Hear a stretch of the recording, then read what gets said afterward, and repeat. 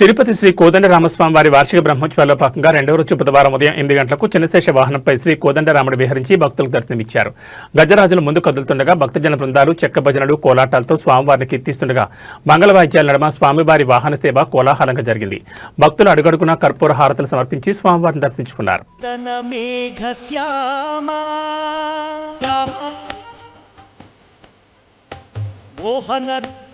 అనంత అఖిలాండ కోటి బ్రహ్మాండనాథ అమరబంధు ఆనందర శివనరపాధిత వైపధామా కుండలినీ శక్తి అనే సుషుమ్నా నాడి సర్పాకారంలో ఉంటుంది. మనోవృత్తులు ప్రపంచాభిముఖంగా ప్రసరించే సామాన్య మానవులు వచోగ్రమ భాగంబుల తండ్రి రామచంద్రాటన్న మహానుభావులైనటువంటి వారు రాముడి వలె నడవాలి. రామాదివత్తులెదుటే మూరితి కలడన్న వారి పాలి కన్నులెదుటే మూరితి ద్యుతిమాన్ కోనసూయక కస్య బిభ్యతి దేవాశ్చ జాతరోషస్య సంయుడైనా ఇహలోకంలో ఉన్నాడా అంటే నారద మహర్షి అన్నారు, బహవో దుర్లభాశ్చైవ ఏత్వయా కీర్తితా గుణాః. నరరూపంలో ఉండేటువంటి వాడికి ఇన్ని కళ్యాణాలు ప్రదర్శనం చేస్తూ పులకితులైపోతూ ఉన్నారు. ఎలా రామతత్వాన్ని రామకథను భక్తితో ఆసక్తితో చెయ్యాలో అనుశీలనం చేస్తూ ఉన్నారు కళామాధ్యమంగా. సుశిక్షితమై ఇక్కడికి వచ్చి ఆ ప్రదర్శనలు అందించాసీత్ సాక్షాద్ రామాయణాత్మన. వేదవేద్యుడైన పరంధాముడు రాముడై దశరథుని ఎంటమైనటువంటిది. అందుకే ఎంతోమంది రామాయణాలు రాశారు. ఇంటింటి రామాయణం అంటారు. రామకథలు రామచరిత్రలు వాల్మీకి రామాయణంలాగా కళ్యాణాత్మకంగా ఉండేట్టు ఆ యొక్క రాముని రూపాన్ని చూసి ఆనందించేటువంటి వాళ్ళు ఎంతో. ఆ సీతారాముల్ని తలచినటువంటి వాళ్ళు వెళ్ళరు. ఏదన్నా కార్యార్థం పెడుతూ ఉంటే కూడా ఆపదామపహర్తారం దాతారం సర్వసంపదాం లోకాభిరామం శ్రీరామం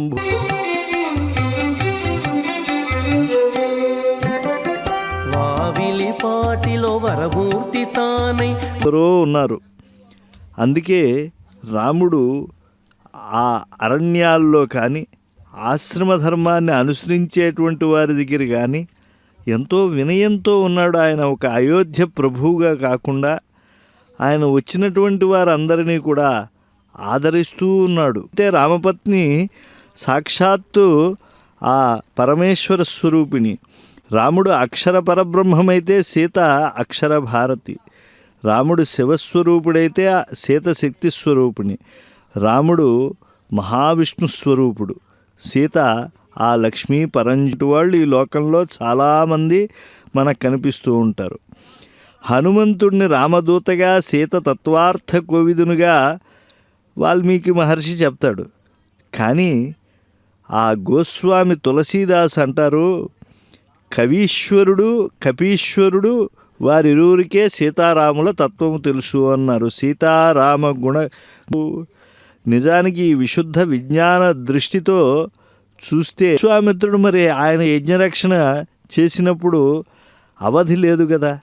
తాటక వధ, శ్రీరాముని ధార్మికత, ధనుర్విద్యాపారాయణత, ఆ వినయశీలత ఇవన్నీ కూడా ఉంచకుండా తాను వస్తాను అని చెప్పింది. అలాగే అని అన్నాడు కొంత చర్చ తర్వాత. అలాగే లక్ష్మణస్వామి ఎప్పుడూ కూడా రామస్య దక్షిణోబాహు, ఆయన కుడి చెయ్యి, నేను వస్తాను అన్నాడు. కాదన్నాడు రాముడు. కానీ ఆయన వినలేదే.